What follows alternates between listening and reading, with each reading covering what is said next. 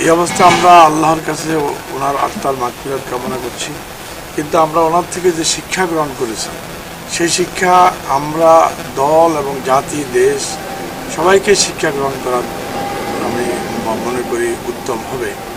উনি কোনোদিন কাউকে একটা গালি দিয়ে কথা বলেননি, উনি কোনোদিন কাউকে আঘাত করে অসভ্য ভাষায় বর্বর ভাষা উচ্চারণ করেননি। উনি সবসময় শালীন মার্জিতভাবে আপোষহীনভাবে নিজের জীবনকে বিসর্জন দিয়ে উনি জীবনটা দিয়ে গেলেন।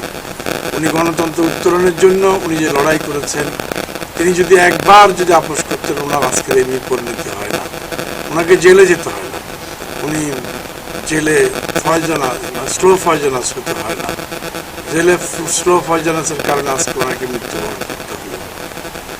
তো পাশাপাশি উনি এরশাদের আমল অনেক নির্যাতিত হয়েছেন, আপোষহীন অবস্থায় এরশাদের পতন ঘটিয়েছেন। আজকে আমরা মা হারিয়েছি, দেশবাসী একজন অভিভাবক হারিয়েছেন।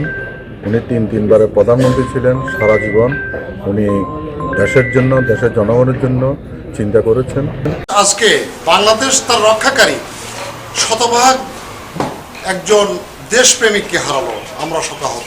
তো আমাদের জন্য যে দিনটি কীরকম এরকম না, এটা সারা বাংলাদেশের মানুষের জন্য আজকে খুব একটি শোকাহত দিন। সারা বাংলাদেশের মানুষ আজকে বাংলাদেশের একজন গার্ডিয়ান হারাই ফেলছেন। দেশনেত্রী বেগম খালেদা জিয়ার মৃত্যুতে শুধু বিএনপি নয়, সারা বাংলাদেশ আজকে শোকাহত।